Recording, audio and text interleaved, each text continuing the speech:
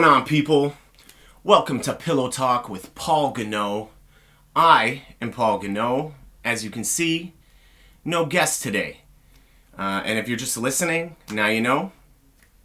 I'm going to be doing these solo episodes periodically just to kind of answer any questions, tell some stories, whatever the case may be. You know, and let you guys kind of get to know me a little better. I put out a little thing on Facebook and Instagram, just kind of asking anybody if they had any questions for me. And I got the same one 4 or 5 times. And that question is, what was it like for me growing up? Now, if you didn't already know, I was raised in foster homes. Don't really have a good relationship with my mother. She had me when she was 16 years old. And at about 6 months, I was taken away because her boyfriend at the time was abusing me. So I was put in foster homes before I was even 1 and moved around a lot. And obviously I don't remember a lot of the earlier years. I think maybe I started forming legit memories around 3, 4 of what was going on.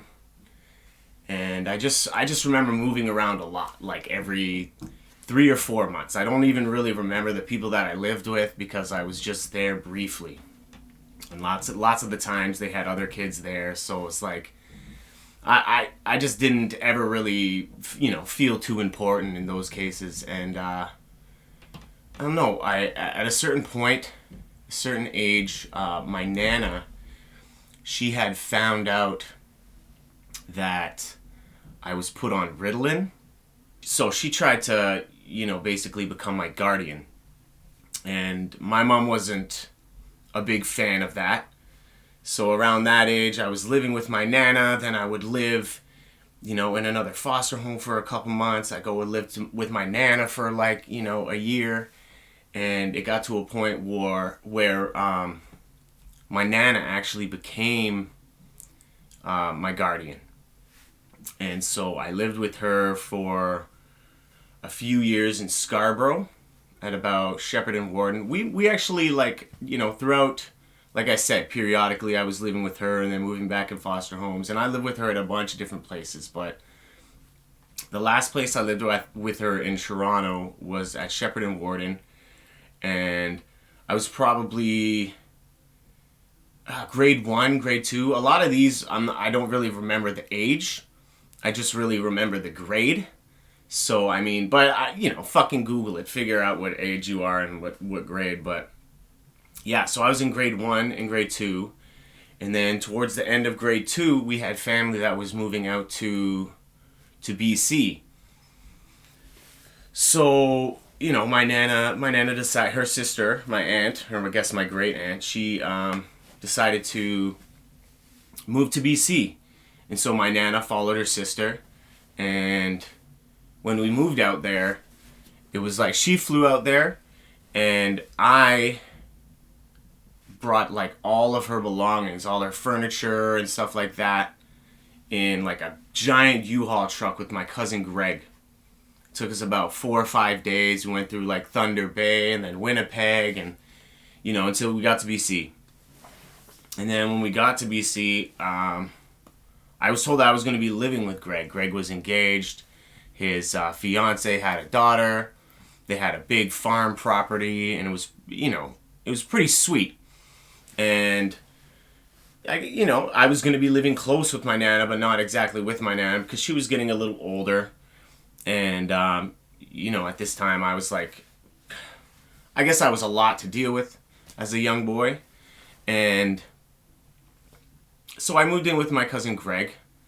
Lived with him for, I guess, grade 3, 4, and 5. I lived in BC. And, yeah, everything started off great. He ended up getting married. I think I was the ring bearer at his wedding. And, stuff was going good. I was, abused by him at a certain point, and actually the reason was I guess he went away for a week for some business, and came back, and when he came back, the VCR was broken, and they thought it was me. He thought it was me. His wife thought it was me, and I don't know exactly how it happened, but I guess my cousin,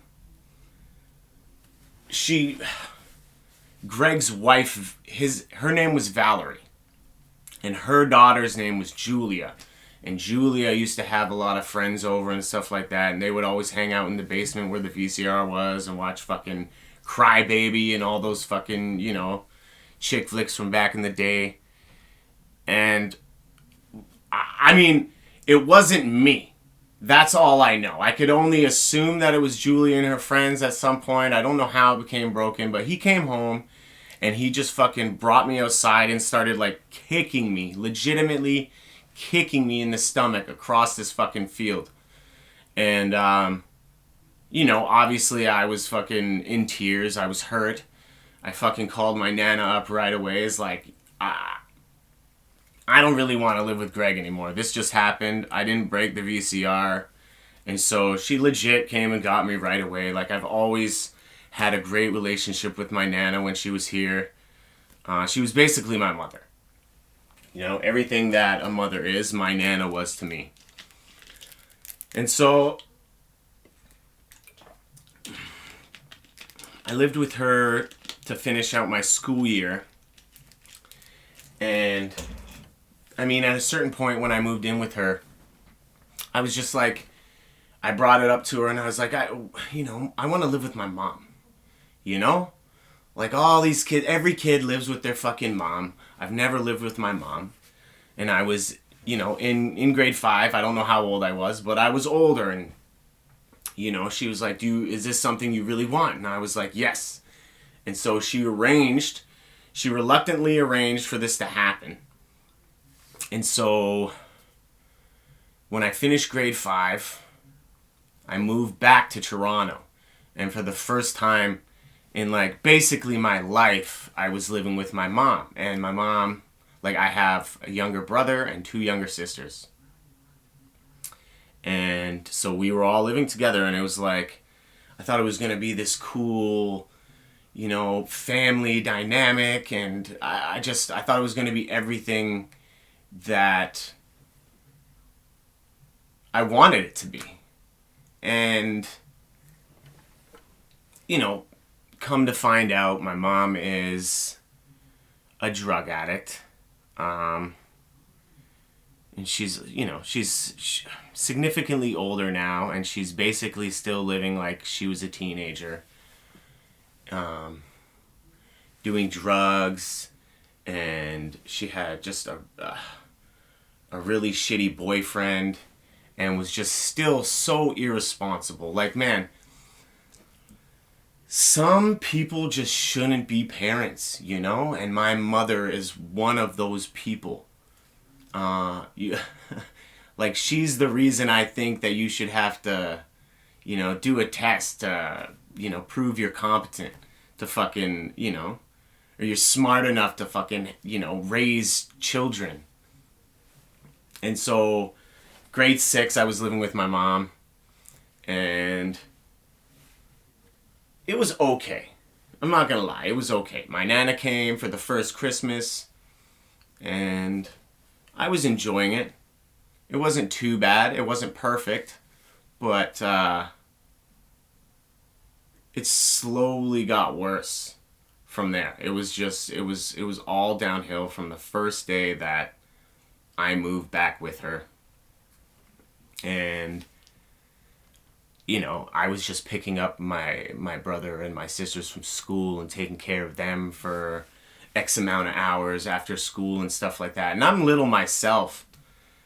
And in grade 7, towards the end of grade 7, I started working my first job. And it was called the Student Employment Program.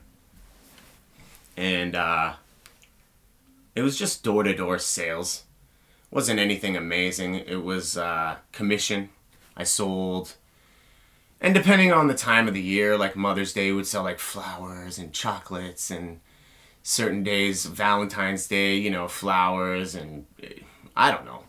We sold flowers, chocolates, candy, things of that nature. And so we would sell, and each item would cost $3. We would make $1 off of it and give $2 to our boss. And that was it. And I would go out like pretty much every evening, and I would just fucking walk door to door selling all this garbage, trying to make money just so I could eat a normal amount of food and give my brother and my sisters, like, you know, the nourishment that they needed, that they weren't getting from where they should have been getting it. And so, you know, that was the end of grade 7. I worked through summer. Grade 8 came, and I don't know, at this time, my mom and her boyfriend, who I guess is the father of my 2 sisters, real fucking douchebag. He hit my mom. They were like arguing at some, I don't even remember really what it was about, to be honest, but he hit her, and I just remember getting extremely angry and grabbed a baseball bat and went out and smashed the front windshield to his car. And then probably the reason that I left my mom's was she came out right after I smashed the windshield, and she started giving me shit after this guy just, like, you know, smacked her in the face. And she was like, "What the fuck are you doing? You know, like, you're crazy." And I was just, you know, like, "What are you doing? Like, this guy just fucking, you're gonna fucking defend this guy?" And she was just like, "He's a bigger man than you'll ever be." And right there, I was just like, "Oh, I'm done. I'm done here." And so, like, that night I had packed up a bag of just, like, some clothes, my weed, I don't even know, just mostly clothes, to be honest. All my good shit I left, like, you know, everything, my video games, my TV, like, obviously I couldn't take that. I just filled a bag, and I legit just left. I fucking snuck out a window at like 1 a.m, and I left. And I didn't have anywhere to go, man. I was like in grade 8, and, well, actually, to be honest, when I ran away, it was after grade 8. It was this summer, like just shortly after school ended. I had actually been to my graduation, and it was probably maybe like a week or 2 after graduation. And so the first night there was like this abandoned like food truck in the alley. I didn't live like where my mom lived. Like, she never had money. She was on welfare most of her life, and so she like lived on top of a pub, like at Coxwell and O'Connor in Toronto. And in the alleyway behind where we lived, there was like an abandoned food truck. Like, it was, I don't know, just sitting there for like a year or 2 in the alleyway.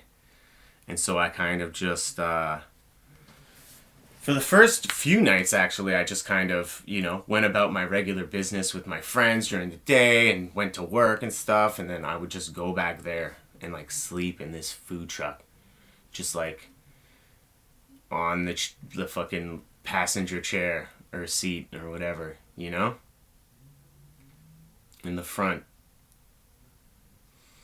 And then it got to a point where that was uncomfortable, so I would take the TTC, and this is back in the day. So like there wasn't as many stops as there are now, but the train that goes from Kennedy to Kipling, and I will go from like Coxwell to fucking Kipling and then back, and I would just like find a spot on the subway and I would just like pass out there for a couple hours because it was just it got so uncomfortable in that food truck. And then I don't know, things weren't, I don't know, at the time I wasn't really negative about it. I was like enjoying myself, to be honest. It sucked, but like I had friends and stuff like that. I was doing stuff, and I crashed at my buddy Jeff's this one weekend, and I don't think he knew what was going on. And when I was at his house on the weekend, I found out that he was going up to his cottage. And so I was just like, oh, this is fucking perfect. I was kind of like asking questions about like, you know, how long they were going to be there and stuff like that. And so I kind of like went into his place when his family was gone and just kind of fucking, I remember the first night I was eating like Cool Ranch Doritos 3Ds in his basement, watching like Half Baked. And I wouldn't like hang out there all day. I was just going there to sleep. So I slept there for like a couple nights, and then they were coming back. So, and like the student employment program wasn't just like young kids. I think it was like something from like 12 to 18. Anywhere in between there, you could, you know, work with them. And so there were some older kids that were working there, and like at a, you know, a young age, I was hanging out with like 18-year-olds and stuff like that. Started selling like weed in that summer, and like it sounds bad, but like it was all money to me. And a lot of these older guys, they really kind of protected me a little bit. And the first night that I wasn't able to stay at Jeff's, I remember there were a couple of them that were living at a shelter called Second Base, which was right by, I'm not sure if it's there anymore, but it was right by Kennedy Station. And we went there after work, and the plan was for me, you know, to go to the shelter and stay at the shelter. And then when we got there, I was too young. They wouldn't let me in the shelter because I was too young, which is some fucked up shit. And like, obviously everyone thought that. And like my older friends, they were like, well, man, like we're not going to let you fucking, you know, sleep outside on your own and all this shit. And so a couple of them, they didn't stay at the shelter for a few nights. And we ended up finding, the first night we found there was like couches out on, I don't know, somebody's lawn because they were putting them out for garbage. And so we took all the cushions, and right by Kennedy Station there's like a creek. If you kind of know the area, maybe you know the name of the creek, but I'm not sure. But there's a little creek, and we kind of set all the couch cushions up there. And like, I don't know, maybe like 5 or 6 cushions. And there was like the 3 of us. And yeah, they fucking stayed outside. They could have slept inside where it was warm on a fucking mattress, a shitty mattress. Shelter mattresses aren't nice, but a mattress. And they fucking chose to fucking stay out there with me. You know, meant a lot. Still kind of means a lot. Don't even remember who the guys were. Don't know their names, but yeah. Crazy time, man. And so, I don't know, I did about 3 nights of sleeping by the creek. And after the 4th night, which is we're about 2 weeks since I ran away now. And the 4th night, or what was going to be the 4th night, I finished work that day with, you know, the guys that I usually finish with. And so the way it worked, there wasn't like, you know, a building or a store. It was just like these couple people that started up this business to help, you know, youngins just kind of learn, get their, you know, dip their toes in working and stuff like that, and kind of get a taste for it. And so there wasn't like a building. We would get picked up at a certain area at Coxwell and Danforth. It was actually right in front of a Mr. Sub or a Subway. And then we would get dropped off right at the same area. And I had been working at this place for over a year at this time. My mom knew I worked there. And so after work one day, we get to the spot where we're getting dropped off. And like as soon as we stop, fucking cop car pulls up behind the van. And cop gets out. I didn't really know what the fuck the deal was at first. We were all just like, oh, what the fuck, cops? Cop gets out, and then my mom gets out the other fucking door. And it was like this weird, like, oh, what the fuck is she here for? And so I just thought they were gonna fucking, you know, bring me back home or whatever. And so I didn't really have time to hide any of my weed or anything like that. Like I had a backpack full of stuff. And so they pulled me out of the van. And, you know, the cop was like reading me my rights. I was getting arrested because I had fucking smashed this guy's fucking windshield, her boyfriend's windshield. And I also had weed on me that was fucking like dimed out and like twinned out. And like I had a bunch that wasn't. And so, you know, I got all these charges. And it was the summer. And I remember being in juvenile detention just on Jarvis. There's a courthouse on Jarvis. And above it, they have a juvenile detention center. And so I remember being in there for, I don't know, about a week. And then I had my first court date. And when I went to court, they were basically explaining my charges and saying that they'd be able to release me if I wanted to go into my mother's custody, because, you know, they knew my history with foster homes and Children's Aid Society.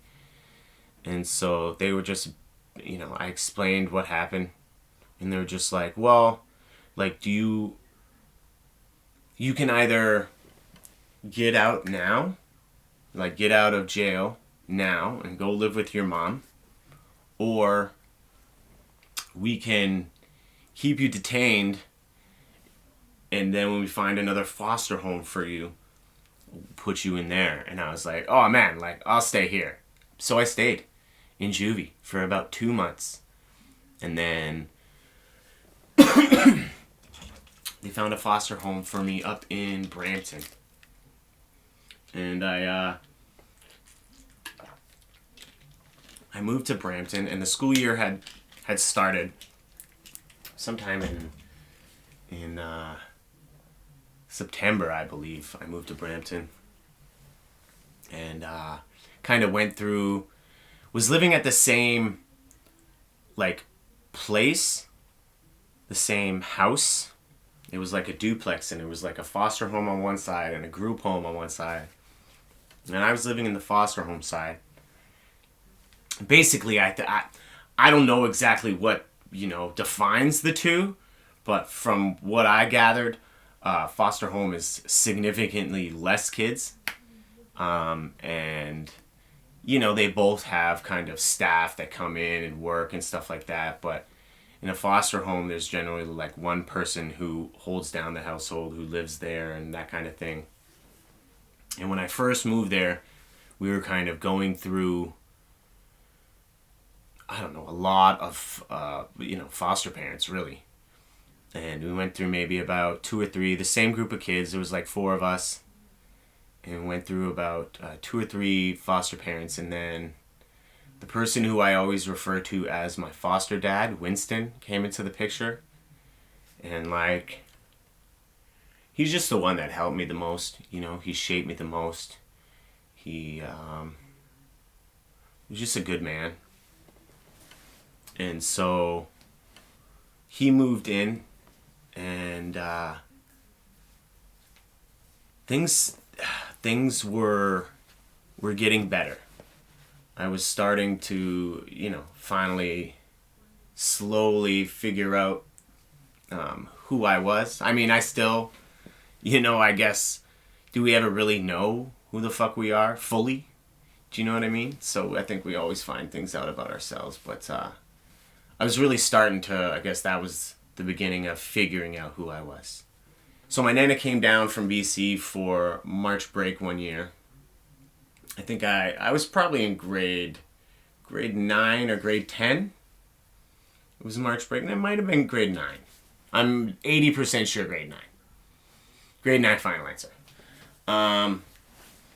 She came to visit me, and at this point, you know, I was dyeing my hair. I had one hoop in my earring, like this really skinny, like basically the hoop I have in my lip right now. I had it in my ear, my left side, just one, but blonde hair. And you know, I looked a little different from the last time she saw me. And so after like 5 years of not seeing her, I'm upstairs in the foster home, and I hear her arrive, and I'm like rushing. I hear my foster dad introducing himself, and I'm like rushing down the stairs, ready to give her a big fucking hug. And she's a old school Italian. Like, she was born in Italy. Like, she moved here. Like, my mom was first generation Canadian. You know, I'm just second generation Canadian. And so she still has a lot of that fucking Italian. Like, you never lose it, I guess. But and I'm coming to give her a hug, and she just gives me a giant smack upside my head, like, "What are you doing to yourself?" You know? And then she gave me the hug. But I always just think that it was funny. After all these years, the first thing she decides to do is slap me upside the head. And she wasn't abusive in any way. Like, she was the most loving woman, you know, ever, really. But yeah, she was just letting me know how she felt.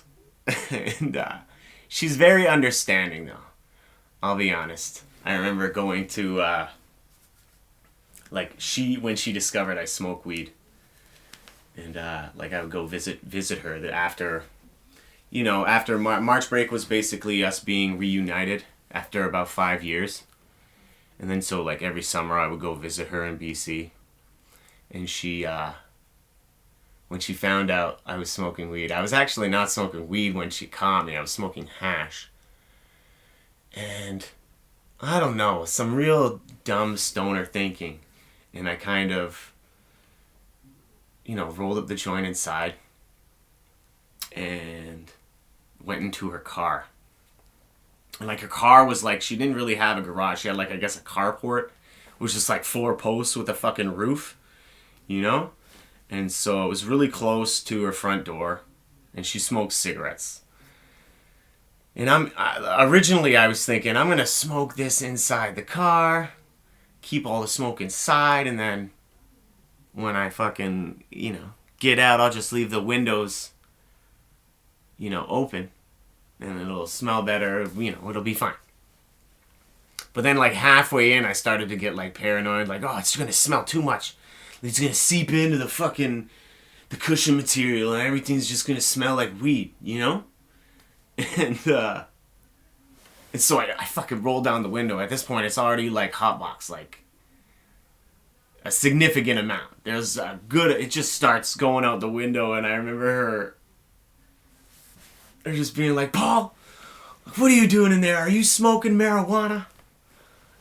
Fucking, but the thing is, like, my nana, like, a lot of her sons have grown and smoked weed. So she's not, like, completely against it, but, like, I guess just for the first time finding out your grandson smokes weed, maybe it's like a shocker. But so, I get out of the car and we go inside and we're talking. She was just like, "Did your cousin Greg give this to you?" And I was just like, "No." And yeah, I don't know. From the very first night, it was like she invited me out to smoke a joint. The next cigarette she went out for, and we just kind of. I remember going down. She lived like in this retirement village on Vancouver Island, like really close to the ocean. Beautiful, beautiful area. And we would go down to like the beach, and like she would smoke a cigarette, and I would smoke a joint.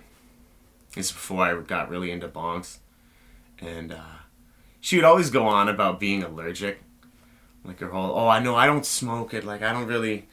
If we're outside, like just make sure you smoke it outside." Because if she would smoke so many cigarettes, but she would act like she was fucking allergic to weed.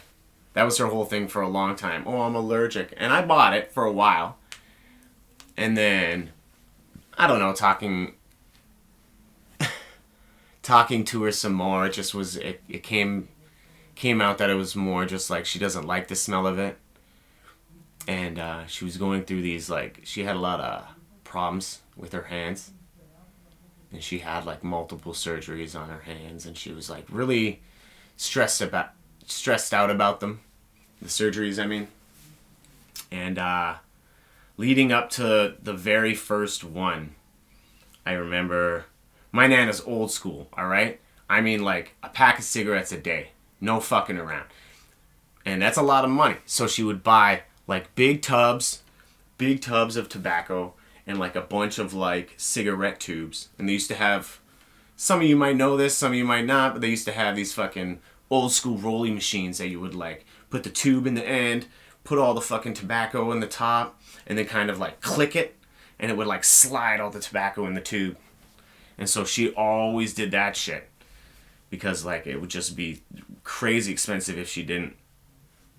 And so one night I just fucking stuffed one. It was like half tobacco, half weed, and I put it in her pack. And at the time there was probably maybe like 6 or 7. So I knew, within the next, 10 minutes she was going to smoke this cigarette for sure. And I don't know, a couple hours passed.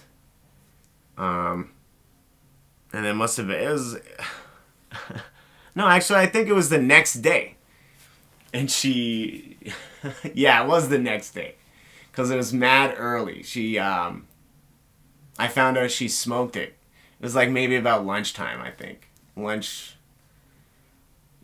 noon one, I think. And she's smoking this weed cigarette, and I can fucking smell it in the house. And I don't smoke in the house, so I knew she was smoking it. And then about 10 minutes later, she comes to me in the living room. She's like, I'm gonna take a nap.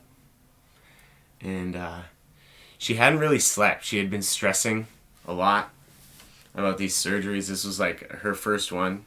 And she fucking slept the whole day. And to be honest, I felt great about it. And it was that day I realized, you don't always have to smoke weed to get high. Anyways, so I lived with Winston for, he was my foster dad for about 4 years, something like that. And during my time with him, I started drinking a lot, an unhealthy amount. I mean, I'm fucking, a teenager. I guess any amount's unhealthy. Who knows? But I was drinking a lot, like stealing a lot of his Jamaican rum and things that he had around the house. I would give like fucking homeless people fucking whatever the kid, $10 or $5 or sometimes even just like a 40 to go get me like booze and stuff like that. Like all the time I was drinking on my walk to school in the morning. I was drinking at lunchtime, and then I would go home and I'd fucking pass out. I'd wake up, eat dinner, pass out, and then go to school again and just fucking And it got, I don't know, it got really bad. It's kind of really why I don't like drinking now. And I remember the thing leading to me getting help was I was in summer school. I basically went to summer school every year of high school for math, because fuck math. And because he was like a social worker, he was like in that field. They have these behavior classes, and basically child youth workers, they go and they just like kind of are in the class all day with the kids just to make sure nothing pops off and the kids behave themselves, that kind of shit, because I think the teachers are scared, I guess, something like that. So he was actually working at the same school that I was going to summer school at. I wasn't in the class that he was in, but we were at the same school. And I remember going in one day and didn't eat anything. I fucking brought a bunch of like Ray and Nephew in like a water bottle, or maybe like just like a old pop bottle or something like that. And on lunchtime, I drank it all to my face. And I hadn't eaten anything. I think I had a couple pickles by that time. I don't know why pickles. I fucking love pickles. But yeah, maybe like 2 or 3 pickles all day. And when I went back to summer school, if you've ever been in summer school, you know that when you sign in for being late, it's kind of like a different process than normal school. Like you have to, tell them why you're late, and then the principal for the summer school has to come and basically sign and say that it's okay that you're late. And everything was going good. The principal came out to sign, and he was just like, oh, and he had the pen in his hand, and he was like about to sign. And I remember him looking at me and being like, why are you late? And I was just like, oh, like I just went home to eat. And he was like, what did you eat? It's like ravioli. That doesn't smell like ravioli. Take a seat. And he pointed to that fucking, those big fucking round desks in the office. And I'm fucking drunk. For real. I'm drunk as fuck. Like, it's for sure. You just look at me, you could tell I'm drunk. You don't even have to smell me. You could probably smell it on me too, though. And so I sit down, and I'm like this on the desk. I just fucking put my arms down and just boom, head on my arms, and I'm just resting there. And like, I guess they're trying to get a hold of my stepdad at this point. Not my stepdad, my foster dad. And they end up getting a hold of him. And it's like, oh, like I'm at the school. Like I'll be there in like 5 minutes. And in that 5 minutes, waiting for him to come to the office, I puked on the fucking table. And I had my arms like this, and I puked. And like where I puked, it was only a little bit, and it was contained in my arms. So I was like, yeah, we're good. And I just put my head back down. And then 10 seconds, and I just projectile vomit all across this fucking big ass table. And, the principal comes out. Everyone's looking at me. The fucking... Everyone in the office is out of their separate offices and looking at me at this point. And I just fucking get up and I take off. And, I don't know, I think I, like, sat behind, like, a Coke machine or something like that. I think he found me, like, sitting behind a Coke machine. And, my foster dad, was, like, walking the halls, and I guess he saw me hiding behind a fucking Coke machine. And, yeah, so he started driving me home. And then being in his vehicle and fucking going, like, I don't know, really fast. I can't really say how fast. I want to be like 100 fucking miles per hour, but I don't really know how fast it was. Really fast. And I get a little bit of motion sickness, and that mixed with the drinking, and I was like, man, like somehow I still have to puke. And I stuck my head out of the fucking window, and I just puked. I got all on like the side of his vehicle, and got home, passed out. When I woke up, it wasn't too late. He's just like, you have to clean like my car. Like you have to clean it. So I went out to clean it, and like all these little bits of fucking pickle, just like green dots all over the place. When I went inside, he was just like, man, we're gonna get you some help, man. And so I started going to like, I don't want to say they were like AA meetings, because they weren't. It was just more like counseling, helping me work through that shit. But it was like focused heavily on the drinking, and I wouldn't necessarily say he steered me towards pot, because I was already smoking weed at that time too. It just wasn't really a problem. And like Winston was just like, man, like you gotta have one thing. Everyone has one thing, and like alcohol isn't your thing. Like I think that was like his subtle way of telling me, like, smoke weed, man. Like, don't drink. And I probably, I don't know, I went about a year without drinking for a bit. Well, drinking at all, actually. And then I started drinking a little bit, and it got out of hand again. Then I stopped for about 6 months. And since then, it's just kind of, alcohol has lost, like, its power. I don't know. It's just not, I've been as drunk as you can get. Same with pretty much everything.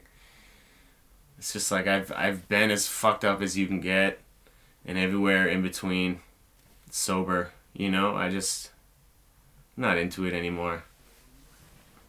But, I ended up moving out of Winston's house. I was 16, but it was close to my 17th birthday. My birthday's in January, and it was just before school started. Like, I moved in my place while I was 16 in the September before my 17th birthday, if that makes sense. So I was 16, and I had my own fucking place. And I don't know, it kind of was a lot of fun. But the thing was, going into, when I first moved to Brampton, when I got out of jail and I first moved to Brampton, because I was living with my mom for the 3 years, my file in CAS had been closed, the Children's Aid Society. It had been closed. And when they, moved me back to Brampton, it was open again, and then I was assigned a new social worker. And so from the beginning of me living in Brampton to about 6 months before I moved out, I had this amazing worker. It was like this older Chinese gentleman. I can't fucking remember his name, but he was just amazing. He would always help me out, like with anything, like if I wanted to be, playing basketball or rock climbing or whatever the case is, like he would fund that. I'd be like, oh, like I just, like any kind of hobby. He was really supportive in me, doing things, and just always willing to help. And, he showed me, what social workers could be. And 6 months before I moved out of Winston's place, he was retiring. And so I got this other worker, and me and her didn't get along at all. And once you move out of a foster home, CAS still kind of, they fund you. They still give you money until you're 21. As long as you, abide by the rules and do what you're told, what they tell you to do, and all this kind of this shit. And so once I moved out, I think this was my second month, she came to visit. And I'm a teenager living on my own. I don't have a lot of stuff. My house might not have been the cleanest, but like she would just be extremely rude, and nothing was ever good enough for her. She would want me, to go to the dentist and get all these documents, and then I get all these documents and she'd be like, yeah, but you don't have this document. And she was never happy. And I remember, one day she was over at my place, and it was specifically actually the dentist situation. And I gave her all these documents. I can't even remember what it was for, but I didn't have one specifically that she needed. And it was like, she was going to put my money on hold and all this shit if I had to have the document then. And I was like, well, can't you just fucking call them? Or, like, can't you do something like that? A fax? People were faxing back then. Fucking get a fax, bitch. And, she was just giving me shit about my place being clean. And I told her off. I told her, get the fuck out of my place. Like I said, keep your fucking money. I was working at the time anyway. It wasn't a big deal. It's like, keep your fucking money. Shove your fucking opinions up your ass. Get the fuck out of here. You're not welcome, And so, like, basically, kicked out of CAS. Shortly after that. So, that is my journey into foster homes. And that's what growing up was like for me. And I'll just say this to finish things off. CAS is basically PETA for humans. Alright? In the sense that PETA started off with a great idea and wanted to be this great organization. But now they're just doing more harm than good. PETA euthanizes more animals in the world than any other group. And I'm not saying CAS kills people, but at this point they're doing more harm than good. They get paid per kid. Any kind of fucking situation where that's the case, it's like eventually, money's gonna be the most important thing. Anyways, I guess I'll get to question 2. How do you manifest what you want? This is definitely not going to be as long as the first question because I'm still figuring that shit out. In all honesty, there's not much I can say about that. You just gotta go for it. Just gotta fucking do it, try it out. If it doesn't work, or if you're interested in something else, fucking try that. Keep trying things until you fucking figure it out. Or keep going at one. If you fucking want something, just fucking do it. You can fucking manifest it with hard work. Question 3. What do you do to get over sadness? Stuff, man. Anything really to occupy time. And I mean, I wish it was something always meaningful or artistic. I do write or, make music. Now I got this podcast edit. But, I mean, most of the times, it's just, I play video games, read comics, smoke weed. I personally, I find it hard to create a lot of the times when I'm sad, especially like really like write jokes. Like sometimes, but most of the times I just find it hard to create when I'm down. So I like to distract myself. I had a good friend pass away early last year when shows were still going on. And I remember canceling all my shows for that week. I think I had like 3 shows scheduled. And I couldn't even picture going up. He was actually supposed to come to one of the shows too. And it was just I didn't want to be funny at that point, And I actually had a lot of trouble going to his service. And not because I don't fucking like the guy. I fucking love the guy. He's one of my best friends. Over the last few years, we got really close. But going to his service was a battle because when my Nana passed away,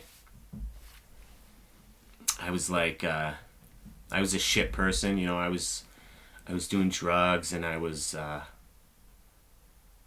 didn't have the money to fucking, fly out to BC at that time when she passed away, and I wasn't able to go to her funeral, her service. And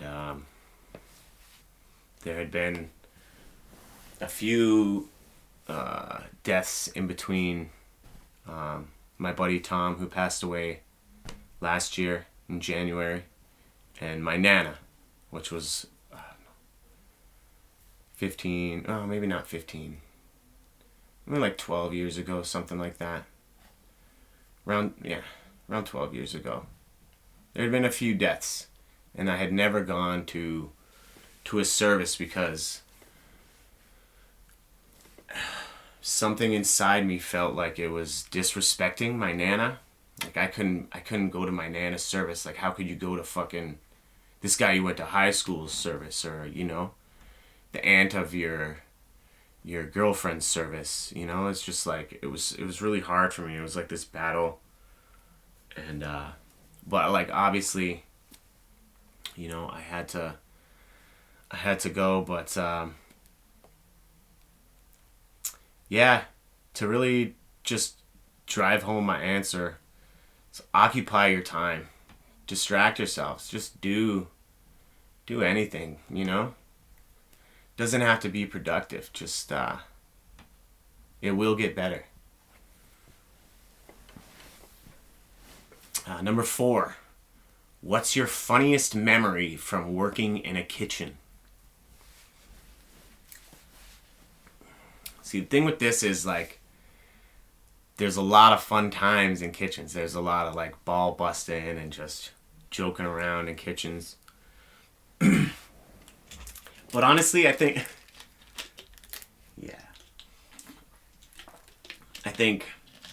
the funniest thing I can think of offhand is it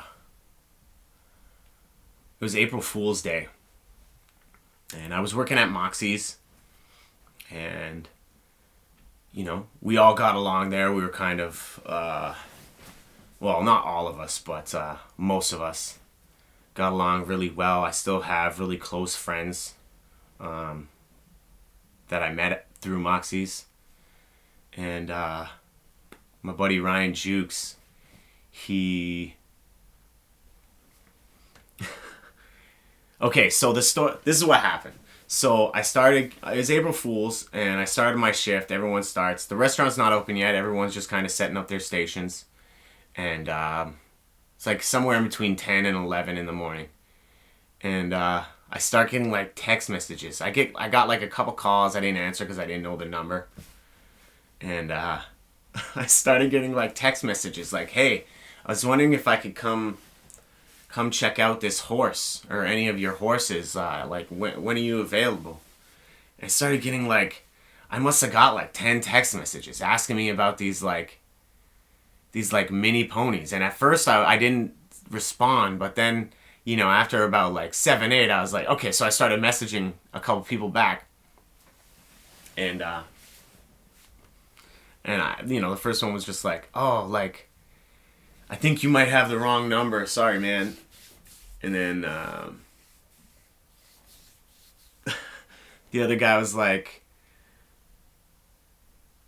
I just found your ad on Kijiji for these horses. Like, is this not you? And kind of sent me a screenshot of like this ad on Kijiji, and it was just like, oh, I'm like a miniature horse breeder, and I don't know, just fucking saying a whole bunch of shit about like horse breeding. And I was like, I know nothing about it. And then at the bottom, it's my actual number. It is my number. Like, someone, I was like, oh, I think it must just, be a typo and fucking... I'm like in the back doing a bunch of prep work.